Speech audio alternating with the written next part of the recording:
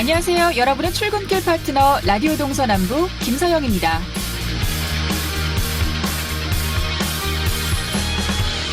속초시가 심혈을 기울이고 있는 북방항로 재개. 내년엔 가능할까요? 일단 출발은 순조롭습니다. 김철수 속초시장은 북방항로 재개를 위한 중국과 러시아 출장을 다녀온 후 지난 28일 기자간담회를 열고 성과를 설명했는데요.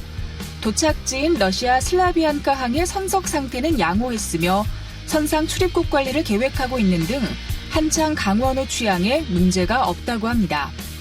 배를 실을 화물 확보도 문제죠. 명태 수입을 타진했는데요. 중국 훈춘시 업체들과 접촉해 우선 90톤에 대한 수입 계약을 체결했고 지속적이며 안정적인 공급도 기대된다고 합니다. 러시아 관광객 유치도 무리 없이 진행되고 있는데요. 블라디보스토크 현지에서 열리는 한국의 날 행사에 적극 참여하는 한편 GTI 국제무역투자박람회 속초 개최도 추진하기로 했습니다. 이대로 진행된다면 내년 4월, 5월 정도엔 속초에서 러시아로 향하는 북방항로 취항이 가능할 것 같네요. 내년 봄 좋은 소식을 기대하며 10월 30일 수요일 라디오 동서남북 지금부터 시작합니다. 네, 라디오 동서남북 오늘도 아침 신문으로 시작합니다. 강원일보 이하늘 기자와 전화로 연결돼 있습니다. 안녕하십니까? 네, 안녕하세요. 네, 첫 번째 소식은 내년 총선과 관련된 소식이네요. 더불어민주당이 최근에 윤호중 당 사무총장을 단장으로 한 총선 기획단을 구성했다고 하는데 이제 본격적으로 인재 영입에 들어가겠죠. 도내에는 어떤 인물들이 언급되고 있나요? 네. 일단 내년 4.15 총선을 앞두고 정치권이 본격적인 인재 영입에 나선 모양인데요. 여야 정당 지도부가 직접, 죄송합니다. 네. 네. 가을인데요. 감기 조심하셨으면 좋겠어요. 그렇군요. 네, 계속해서 소식 여야- 전해주시죠. 네, 여야 정당 지도부가 직접 상징적인 인물 발굴에 나서면서 지역 정가에서는 파장에 촉각을 세우고 있습니다.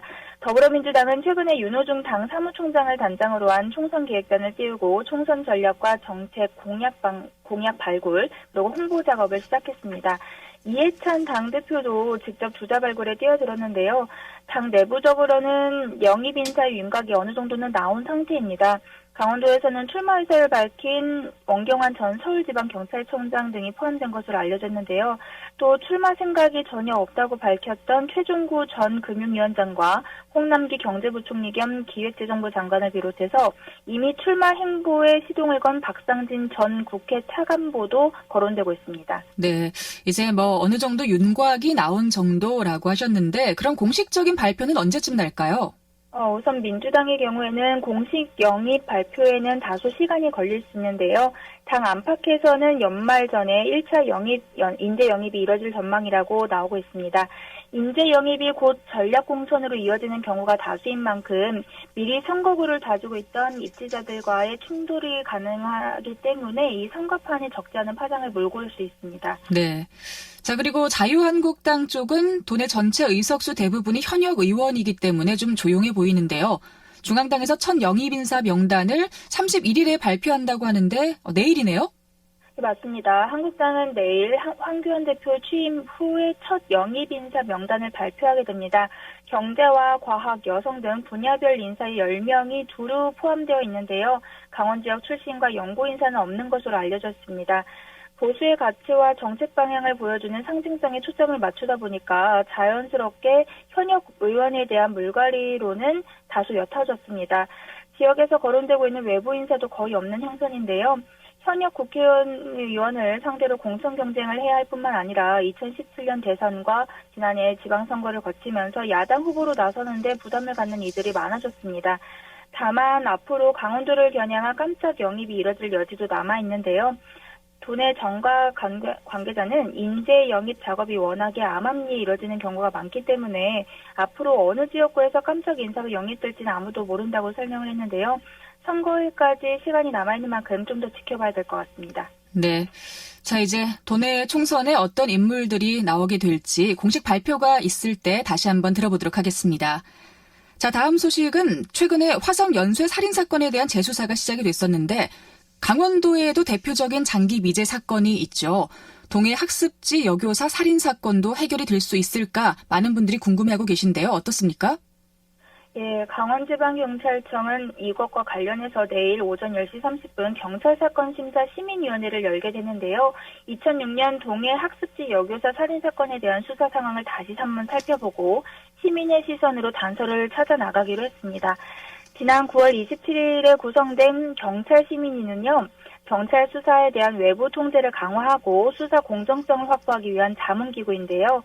시민단체와 학계 그리고 법률 전문가, 언론단체 관계자 등 32명의 위원이 위촉되어 있습니다. 구성 이후에 내일부터 첫 활동을 시작하는 경찰시민위는 수사 적법 절차 준수와 또 수집 증거 자료의 적법성, 수사 방향의 적정성에 대해서 시민의 시선에서 다시 들여다보고 사건의 조기 해결 방안을 모색하게 됩니다. 네.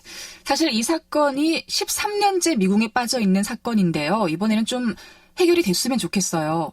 네, 맞습니다. 강원지방경찰청은 최근에 화성 연쇄살인 사건 등 장기미제 강력 사건에 대해서 국민의 관심도가 높은 점을 반영을 했는데요. 13년째 미궁에 빠져있는 동해 학습지 여교사 살인 사건을 가장 먼저 안건으로 채택했다고 밝혔습니다. 이 사건의 피해자는 2006년 3월 8일 밤에 동해시의 한 아파트에서 마지막 방문 교육을 마친 후에 실종됐다가 그로부터 일주일 뒤에 인근의 우물에서 변사체로 발견됐습니다. 경찰은 당시 김 씨의 마티스 승용차 뒷좌석에서 발견한 DNA에 대해서 2017년 대감정을 의뢰해서 대조군을 찾고 있는 상태입니다.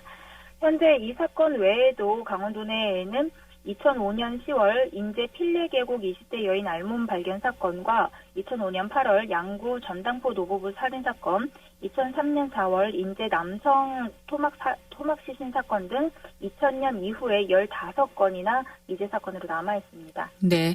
앞으로 해결해야 할 미제 사건들이 참 많이 있는 것 같습니다. 일단 지금 새로 재수사를 시작한 만큼 이번에는 꼭 진범을 밝혀내기를 바라겠습니다. 자, 오늘 아침신문 마지막 소식은 배달 앱에 관한 얘기인데요. 요즘 배달 앱을 이용해서 음식 주문 많이들 하시잖아요. 그런데 배달 음식을 시켰다가 황당한 일을 겪는 사례가 도내에도 좀 많아지고 있나 봐요. 예, 맞습니다. 춘천에 살고 있는 김모 씨도 황당한 일을 겪었다고 하는데요. 배달이 늦어지는 것 같아서 2층 창문으로 현관을 바라보니까 배달원이 배달 음식을 먹고 있었다고 합니다. 김 씨는 사진을 찍어서 업주에게 항의를 했고 업주는 죄송하다면서 음식값을 환불을 했는데요. 김 씨는 평상시에도 배달 음식을 자주 시켜 먹는 편인데 그 뒤로는 주문을 하고 직접 가져다 먹는 경우가 늘었다고 밝혔습니다. 이처럼 배달앱이 늘어나고 이제 배달 대행 업체가 오죽순 생겨나면서 일부 배달원이 음식을 빼먹는 사고가 일어나고 있습니다. 원주에도 같은 사례가 있는데요. 박모 씨는 배달시킨 치킨의 양이 평소보다 적은 것 같아서 이상해하고 있었는데 배달 직후에 찾아온 친구가 엘리베이터 안에 닭뼈가 떨어져 있었다 이렇게 말을 했다고 하는데요. 의심은 가지만 증거가 없어서 이 기분이 언짢았다고 이렇게 얘기를 했습니다. 네, 실제로 한국소비자원이 접수된 상담 건수가 늘었다고요?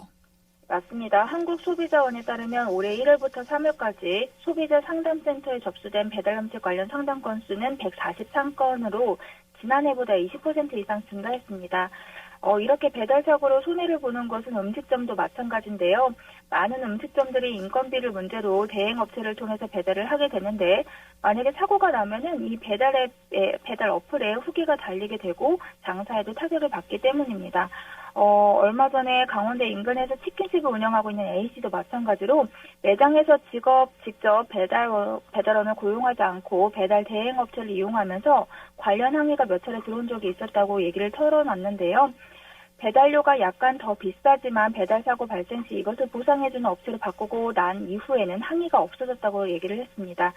한국소비자연맹 관계자는 배달 사고가 발생할 경우 대부분 업체에 전화를 해서 해결하기 때문에 집계되지 않은 사례가 더 많을 것이라고 밝히고 있습니다. 네. 자, 오늘 소식 잘 들었습니다. 이하늘 기자, 감기 빨리 나으시고요. 네, 저희는 내일 다시 인사드리죠. 네, 고맙습니다. 네, 감사합니다.